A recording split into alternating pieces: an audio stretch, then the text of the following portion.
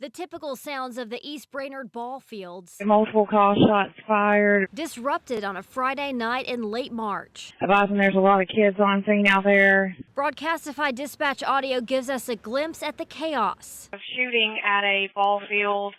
Multiple shots fired. As kids' baseball equipment left discarded as they ran with their parents for cover. They've got about 50 people on the edge of the woods hiding. Prosecutors say bad blood between one mother's ex-husband and new boyfriend started it all. So I was sitting in the concession stand, and one of a parent or umpire or somebody came in and said, hey, there's two guys outside that could be, looks like they may be getting into a fight. Nyree Williamson told the judge during Tuesday's preliminary hearing that her ex-husband, Chancellor Williamson, was causing problems in the weeks before the shooting. Threw a rock at Devontae's truck at one point. The next day, at night, he came by, slashed his tires. When both men showed up to her son's baseball tournament, she says things got tense with her ex. As I was walking to grab the kids from Chancellor, taking them away from him, he pulled my hair. She says her boyfriend, Devontae Harris, watched the game from his truck, but Williamson followed her to his car.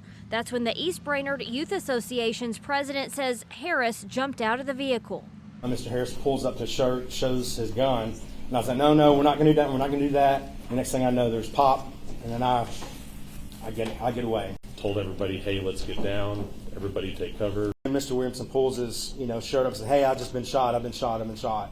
Nyree says she saw her ex punch Harris and fire, too. I was literally right behind him, and he was kneeled down just like this with his hands out like this, and he shot three times maybe, but I know for sure 2 times. And while police say they found a second gun at the ball field that belonged to Williamson, kind of pushed up towards the trash can. It wasn't just thrown, it was placed closely against the trash can. the detective says all 4 shell casings they tracked down matched only Harris's gun. The gunshots sent parents and players scrambling. Where I found my 2 kids with some random lady kneeling down, and she was hovering over them.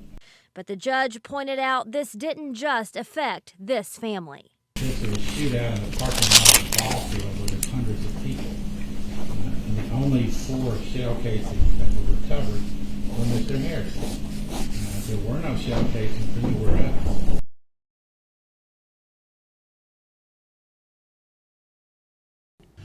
Thanks for making News Channel 9 your trusted source for local news. For updates and the latest on breaking news, hit that subscribe button and turn on notifications.